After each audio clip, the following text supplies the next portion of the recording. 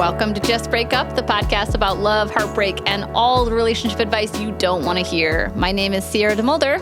And I'm Sam Blackwell. And today we're going to answer a letter from somebody whose current relationship feels haunted by her shitty ex. Ooh. Mm-hmm. But before we begin, we just want to give you our Surgeon General's warning, which is that Sierra and I are not licensed mental health practitioners. We are not professionals. We are not trained in this. We are not accredited in any way whatsoever.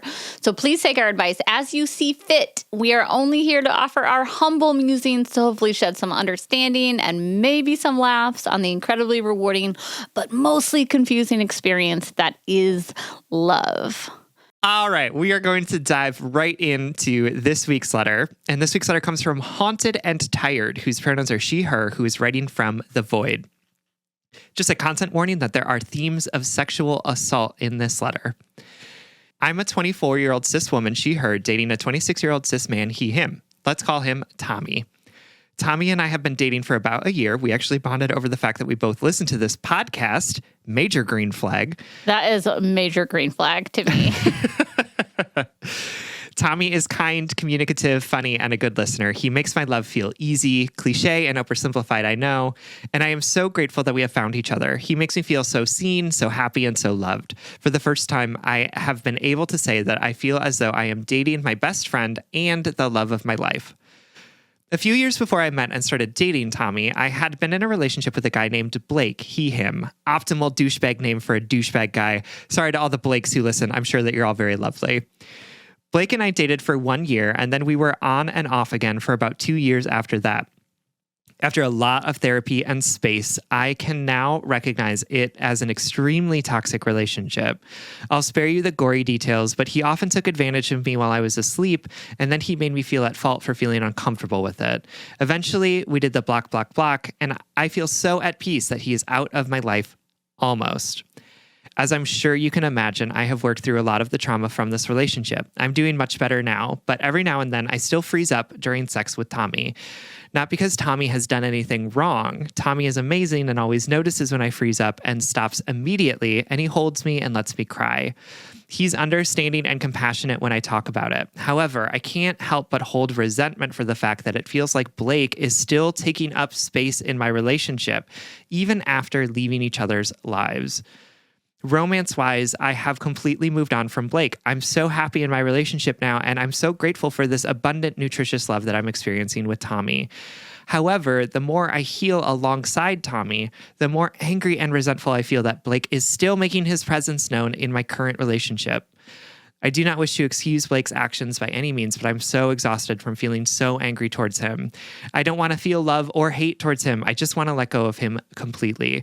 How do I come to terms with the fact that Blake will now have a place in all my relationships because of his actions?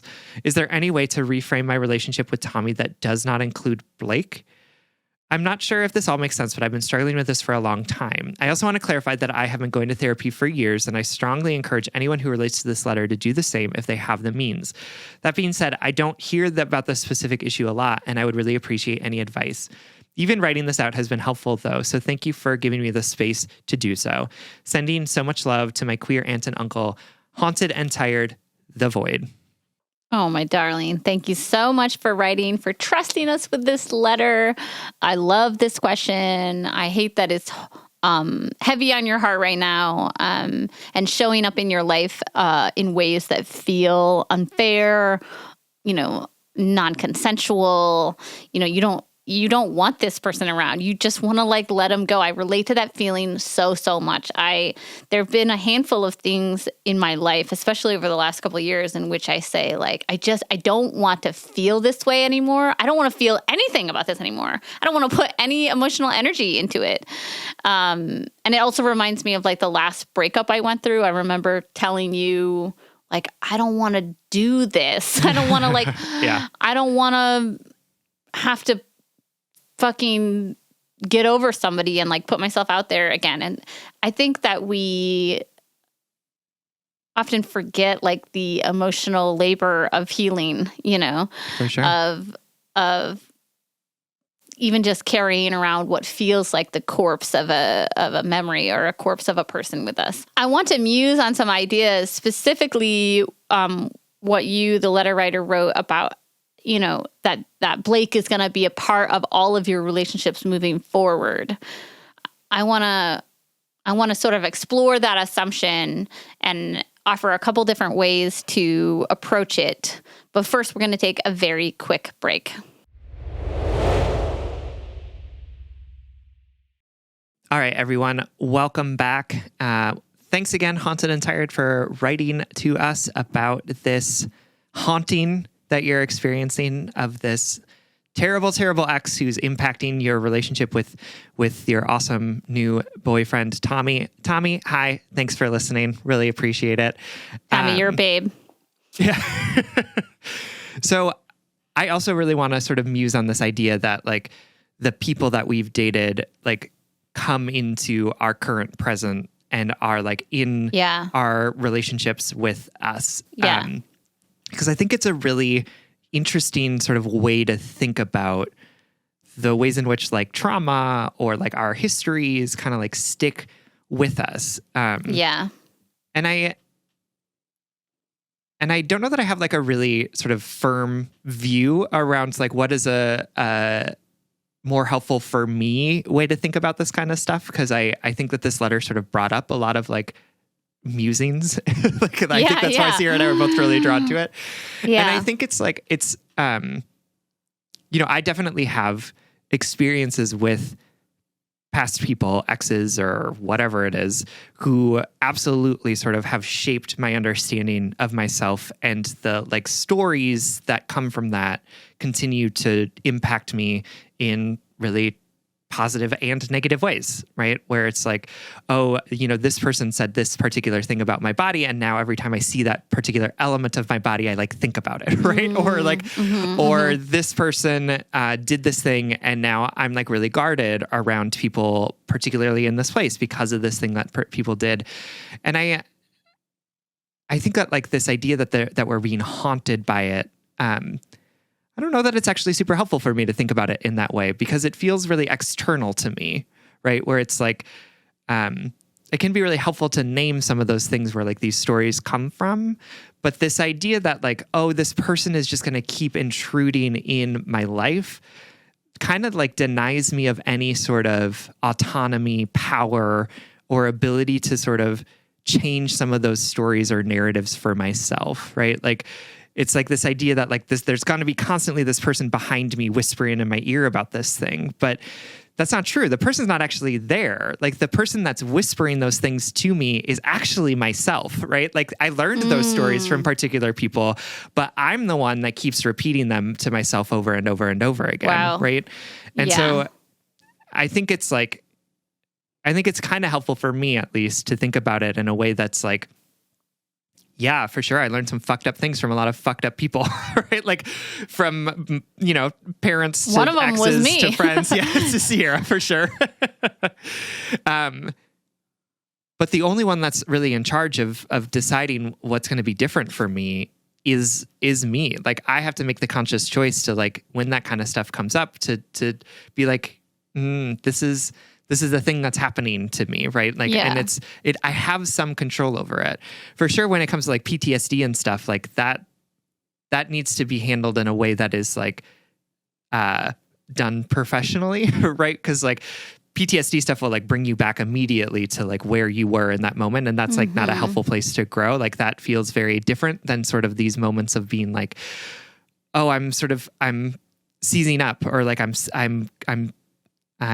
what was the word that you used? Like I'm freezing during sex. Yeah. And instead of being like, God, this is Blake, instead sort of being like, oh, this is the hurt person in me, right? Like, and this person needs love and tenderness and care. And that's actually the important thing, not to say like, where did this come from and who's the asshole who did it to me, but instead saying like, oh my God, I just froze up during sex. I must be so scared.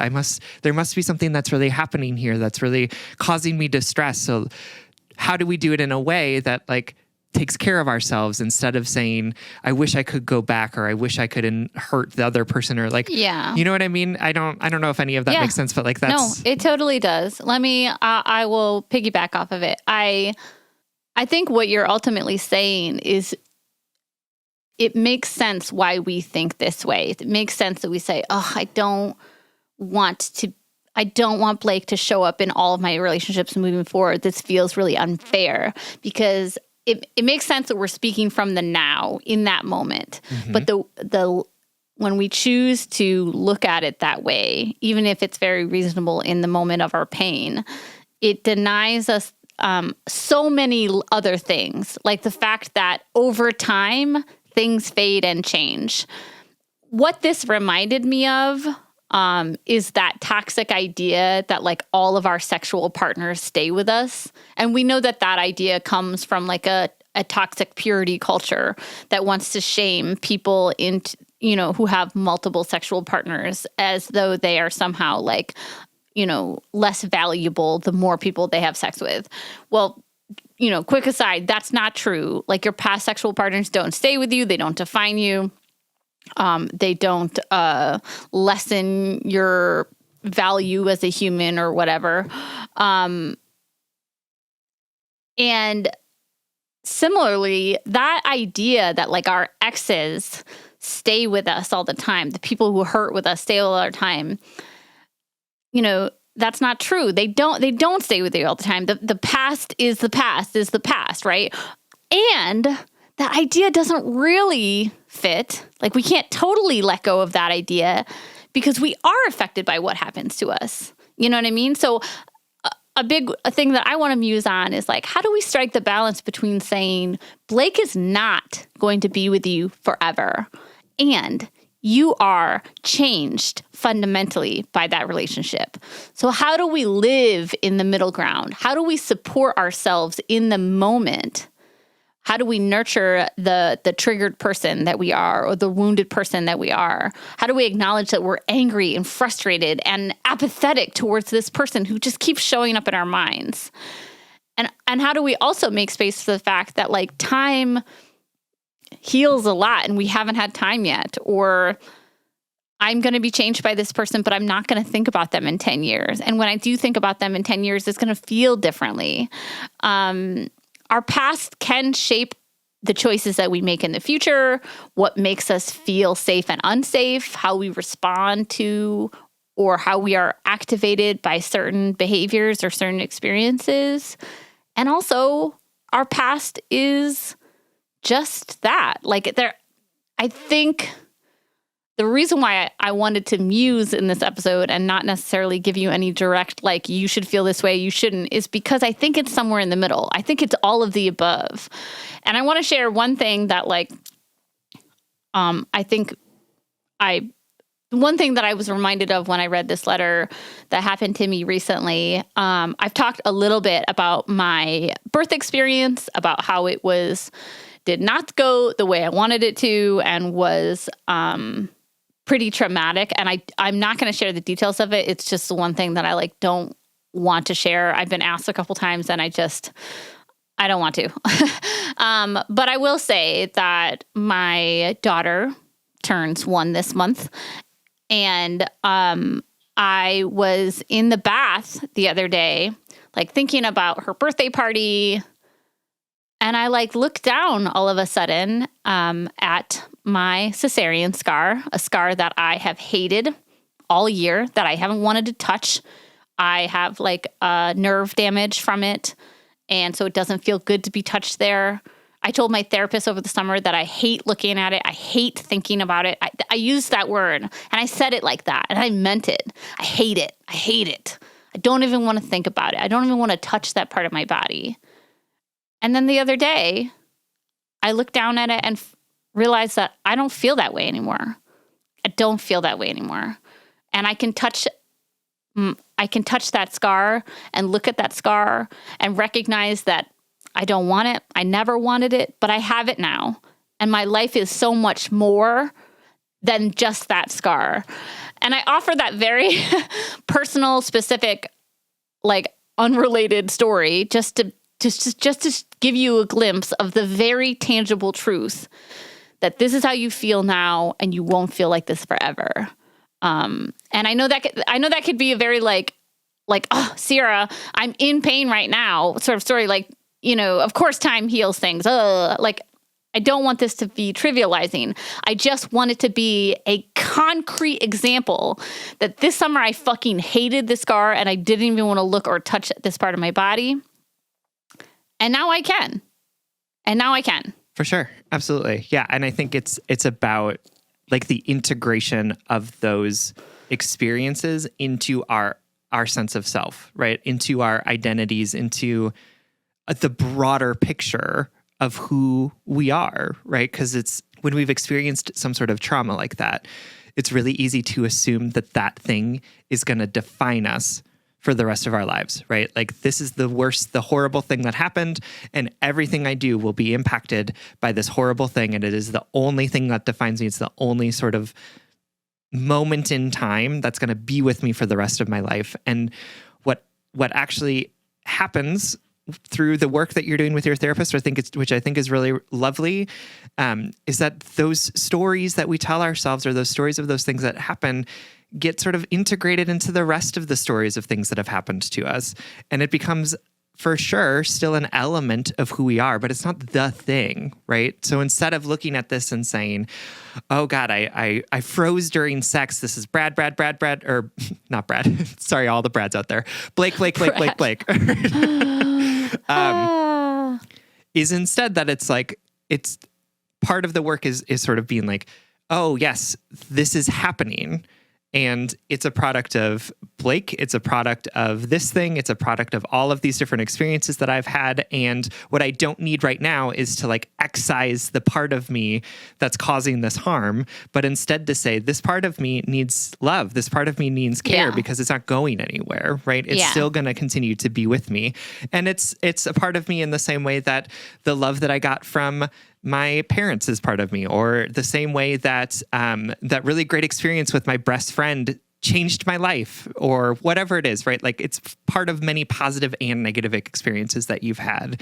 And that's all really easier said than done, right? Like it took me years to be able to integrate my experience with my dad, the actual act of like walking in to find his body, right? Like that was something that I could not talk about for 3 years after it happened. Like could not even bring the words out of my mouth to describe it to people.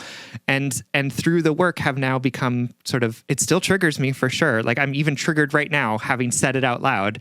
And it is also, the size of it is so much smaller now. Yeah. Right? It fits better within my body because it's not sort of outsized, overwhelming. So I think what I would love for you to do is to continue talking about this, continue to find words to put around it. But I also want you to show some love and compassion for the part of you that is still holding on to this thing. Yeah. Right? And say that it's not bad that you're holding on to it, because it's always going to be an indelible part of your understanding of yourself. And to say to that part that's holding on to it, I see you and I love you. And yes, we can keep this. I know it's important to us. And it's also part of a vast library of different experiences that have led us to this moment and to our understanding of ourselves and our relationships with other people. Yeah, totally. And honestly, if it's not abundantly clear, I think Sam and I both really relate to this letter. I mean, I wrote an entire collection of poetry about an ex 7 years after I dated them. You did. And that collection was all about me struggling to find forgiveness because I was still angry, because I was still activated by the thought of him, because I still felt like there was stuff that I had to unearth, and process from. And I think this is so relatable and so reasonable. I think it, like Sam said, I think it's amazing that you're working now to find the language, right? It's okay to keep talking about this. It's okay to, it's so obvious that you would, if no one said this to you yet, it's so obviously understandable why your body wouldn't necessarily be caught up to your brain or your heart, right? Like it's so understandable, and we need to give ourselves grace and compassion for all of the different working healing systems that are at play right now. This is just more reason to offer yourself tenderness, to explore those wounds, to explore what does it feel like to put them on the back burner for the day? Like, what would it feel like if you intentionally redirected? What would it feel like if you talked about this with your partner? You know, all of these different things. You're on the right path. I hate to summarize our advice into like, it'll take time, you know, or be patient and kind to yourself, but that's ultimately it. That's what we're inviting you to do is like, trust that you can endure this. You're resilient, you're compassionate, you're smart, and you are brave, and you deserve all this good, true love that you're getting from Tommy, and you're also learning to give to yourself. Absolutely.